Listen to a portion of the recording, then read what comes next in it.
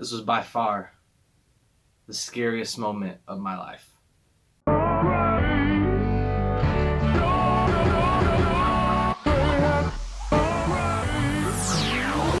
Before I jump into the scariest moment of my life, there's some backstory, there's some history. My family has a history of paranormal stuff that's like happened to them or that they lived in. Like, for example, my mom lived in one of the most haunted places in San Diego when she was a kid. Whenever someone washed dishes, there would be a ghost behind the person washing those dishes. Because they were, I guess, they might have drowned in a past life and they were fixated on the water, so anytime there was running water, that ghost, that spirit would always stand next to or behind the person. That even goes into like my younger days, like seeing ghosts, like growing up, like hearing people run down hallways, having stuff flying off shelves. Like there's a history of this in my family, for sure, 100%. Not even like a couple days ago, I heard my name being said to me while I was taking a shower. Like, what? Like, and I was the only one home, alright, you know? No one else was here. No, like it sounded like it came from inside of the bathroom. And to be honest, that's not the first time I've heard that. But that's not the scariest moment in my life. Some history. When I was in high school, we lived in this town called Campo, California. Now, Campo, California is actually pretty, whatchamacallit, old, you could say. And there's not a lot of people there. And my house, if you guys ever heard of KB Homes, was built right next to a graveyard.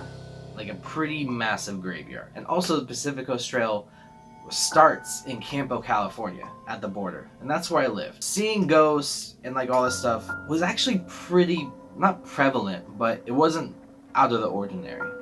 Like seeing figures walk across a hallway or go into a wall, or hearing kids running down hallways and slamming a door. Not physically, but hearing a door being slammed. I remember that because my mom would always yell at me and my sister for slamming doors and like running down the hallway when we were just in our rooms chilling. So, and even having like stuff fly off my shelves, like when I was younger. What I'm trying to say is, it wasn't out of the ordinary for us to see this type of stuff at all. Not whatsoever. But this time was different. So it was a summer. I don't know if it was 2000.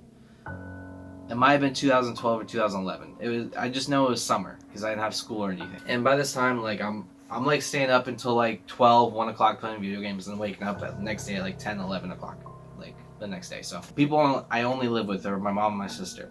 So that morning, my mom and my sister leave. My sister leaves with her to go to work, but she does something else. I think she goes to a friend's house or something. I don't know. That morning, I wake up late. I wake up at like maybe like 10, and then I just hop on playing video games. So I'm doing that. I'm playing video games. I get done, and I walk out of my hallway. And this is normal. Like this is a normal day. This is mid-afternoon. Like there's no one in my house. I just want to reiterate. I just want to say that again. There is no one inside of my house. Everyone is gone. Everyone. And I walk down my hallway, and as soon as I get far enough to where I can start seeing into the living room, there is a blanket floating in the middle of my room, like living room. Literally floating in the middle of my living room. And for a second I was just like, this can't be real. Like, there's no way this is real. And now a lot of white people, including myself, they would be curious and probably go up to that thing and try to see what's happening. Not this time. My white did not come out. I immediately start walking backwards to my room because I'm just like, I don't know what I'm seeing. I've never seen this before. Like, I've had stuff fly off my shelves. I've seen like ghosts. I've heard kids running down hallways, and then right after that, hearing like what seems to be a older person yelling at those kids. Like, I've seen all this, but I've never seen anything like this. And in my head, it's not registering. It's not like, all I know is just, this is not good. Like, not good whatsoever. So I start backing up, start backing up, and I just sprint back to my room. Like full on sprint, just sprint back to my room. And I get to my room, I close my door, and I'm not just gonna hop back home playing video games like nothing happened. I literally hide underneath my bed because there's nowhere else for me to go, you know. In my head, I'm just like, if I close my door and hide under my bed, this ghost is just not gonna get me. I'll be safe. Like, no, that's not true. But that's what was going through my head. Like, I close my door, like, slide under my bed in like one fell swoop of emotion, and I'm there for literally, I think, 2 hours because I was so scared out of my mind. I did not leave my room for at least 2 hours.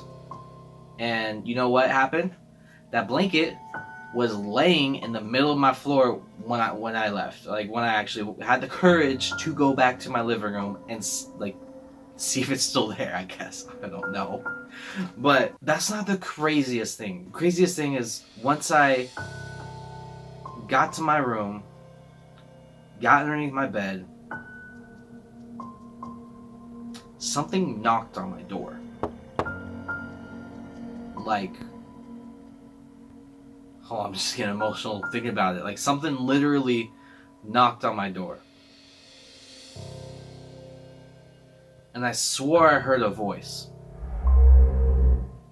I don't know what it said, but something knocked on my door, and I heard a voice. That's what made me stay under my bed for at least 2 hours. And that's one of the scariest moments of my entire life. I'm getting worked up. Oh my gosh. Woo. My heart rate's going pretty good. But yeah, just reliving that. But yeah, that's one of the scariest moments in my life. And the funny thing is, like, my family, like me and my family, for some reason we have a thing about paranormal stuff. Or, like, I don't know. It's just mind-boggling. Like, supernatural stuff. We just draw. Like, we're drawn to it. Or things are drawn to us. But I have a lot more stories to tell if you guys want to hear it. But yeah, that was the scariest moment of my life. I almost started crying, like, telling the story at the very end. But yeah, guys, this is it for the video.